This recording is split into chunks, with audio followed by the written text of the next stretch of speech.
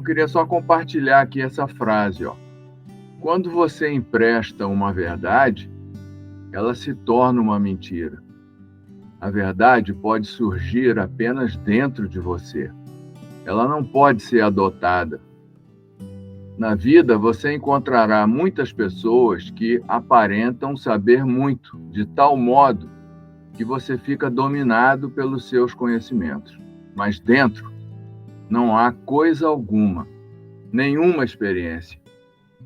Então, eu achei essa frase muito interessante porque quando você constrói um conhecimento emprestado, aquilo não é verdadeiro, né? Você não tem dentro de você nada que sustenta e que vivifica aquela realidade, né? Então, no meu caso, eu tenho tentado pensar sobre isso, né? Como é que a gente pode construir essa verdade interior, porque eu percebo que tem muita verdade emprestada flutuando na minha mente e eu quero ser capaz de enxergar aquilo que é e não esse somatório de verdades emprestadas, né, que eu estou cada vez mais descobrindo e que, na verdade, não é a verdade, não é a essência, não é o que é, né? Então, essa leitura aí tem ajudando bastante a refletir sobre isso. Uhum. O que você pensa, Will? O que você diria? Hoje sempre polêmico, né? Mas eu acho que isso é bastante verdadeiro no quesito de que é legal que você está fazendo essa autoinvestigação e esse autorreconhecimento, porque não sacia a verdade emprestada, né? Para nossa essência. Ela sacia para o ego. Para o nosso ego, a gente sente o maioral com a verdade emprestada. Porém, ela não sacia a essência. Então, em algum momento, a gente literalmente quer vomitar aquele conteúdo que não. Gente, isso não, né? Para quem, digamos, trabalha na área de psicologia, terapia, etc., não quer dizer que você não possa ter conhecimento e utilizar isso para o seu trabalho, etc. Não estamos falando disso. A questão é quando o conhecimento vem da verdade e não de uma ideia.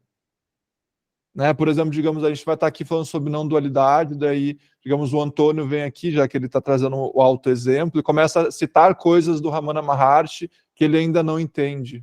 Né? Só dando um exemplo, claro, Antônio. E daí, não é isso que o Osho está falando.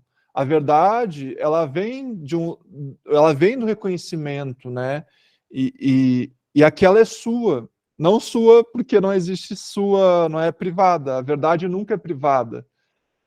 No momento que você está na verdade, você está na mesma verdade de todos aqueles que também estão na verdade. Não existe a verdade do Osho, ou a verdade do Ramana, a verdade de Nisargadatta, Yogananda, Madre Teresa. Quando você está no Espírito Santo, usando o termo aí do livro, na Sagrada Compreensão, a fonte é sempre o Espírito, Deus. Então eu nunca posso proclamar que é minha verdade. Então, no caso, Antônio, eu acho legal que você está se esvaziando, você está se desidentificando dessas verdades emprestadas, que é normal, tá, gente? Eu me lembro quando eu comecei a exploração da espiritualidade, eu ficava repetindo as coisas e lendo e proclamando, mas depois eu percebi a armadilha, percebi, não, peraí. Eu comecei a me esvaziar e para viver num lugar onde é que a verdade vem do reconhecimento puro e verdadeiro. Entende? Então, quanto mais você se esvaziar desse conhecimento, digamos, emprestado, mais a verdade verdadeira vai se manifestar em você. Que é o que o livro fala ali, esvaziar-se. Esse é desse lugar que vem o verdadeiro conhecimento. Vem de um lugar do vazio, mas não no vazio de eu não sei de nada. É um vazio no sentido de que não tem faixas mais em você. Ou pelo menos se tem, são poucas, são leves. E é desse lugar que vem a sabedoria, né?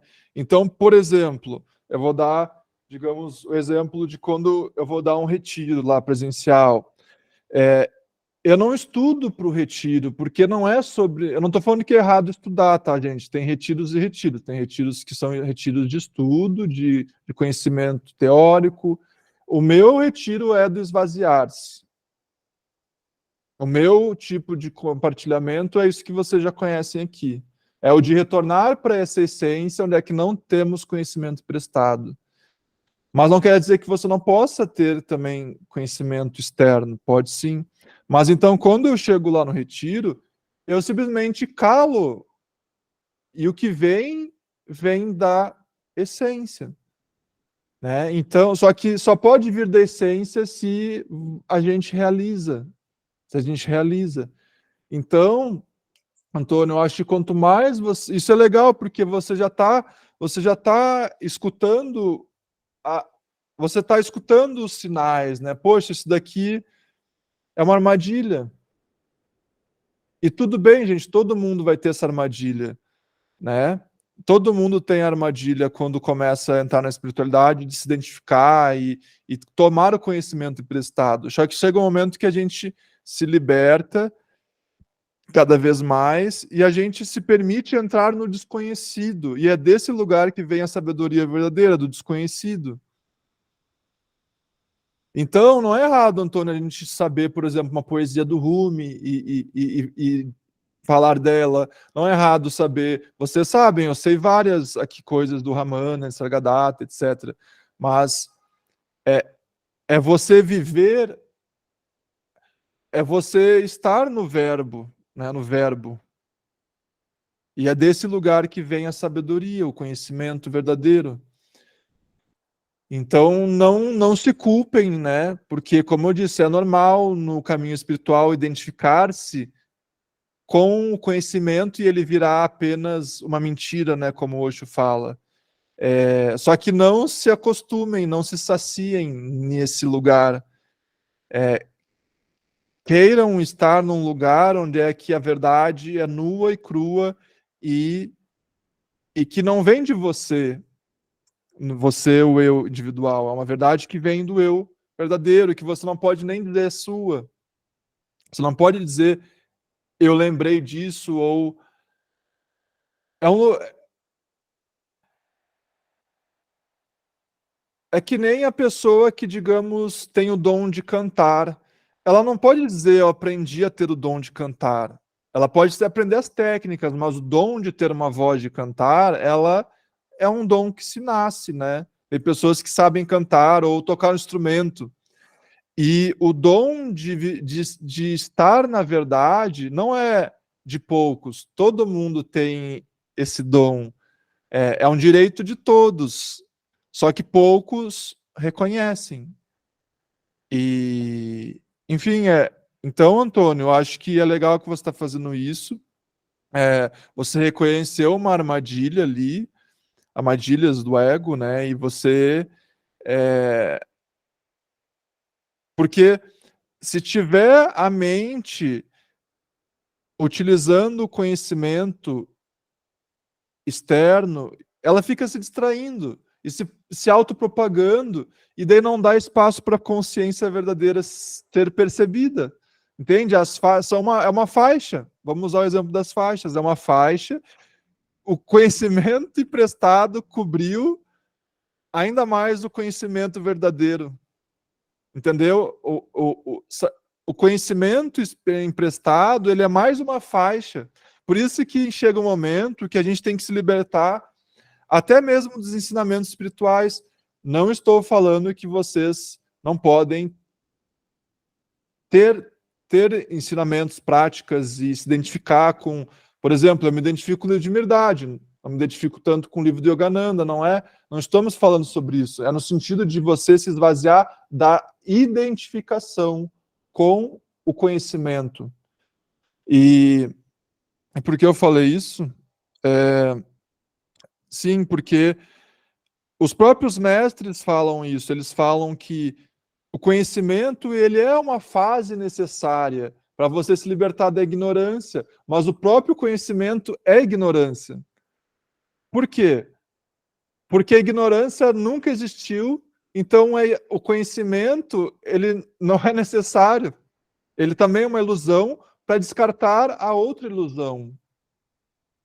Se nunca existiu a divisão, no caso, né, ali fala no livro, o homem ele é indivisível, se nunca existiu a divisão, todo o conhecimento que eu estou usando para me libertar da divisão também é ilusório, entende? Só que é uma fase necessária, digamos assim, para a maioria de nós. A gente entra no caminho, a gente absorve os conhecimentos, eles nos ajudam até certo ponto. Mas chega um ponto que você sente, eu quero mais, né? Eu preciso mais. Daí, de repente, você percebe que para ter mais é necessário se esvaziar de mais. E daí você se desidentifica do conhecimento espiritual. Mas eu não quero que, gente, vocês levem isso para o extremo, tá? Vocês que têm caminhos, linhagens e, né, por exemplo, eu sou xamã, eu faço isso, eu faço aquilo. Não, não estamos falando sobre isso. É sobre a identificação, digamos que eu sou, né, faço as ações lá com os indígenas, meus colegas xamãs.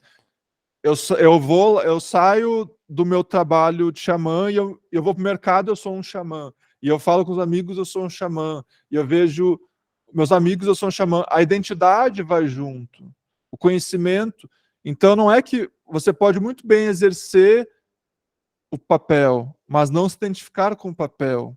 Você pode muito bem ter o conhecimento de um xamã, mas não se identificar com isso. Gente, isso aqui eu não estou falando isso aqui para ninguém, tá? Estou falando porque eu tenho feito bastante ações com meus colegas que eles são xamãs, e daí foi o que me veio agora aqui na mente.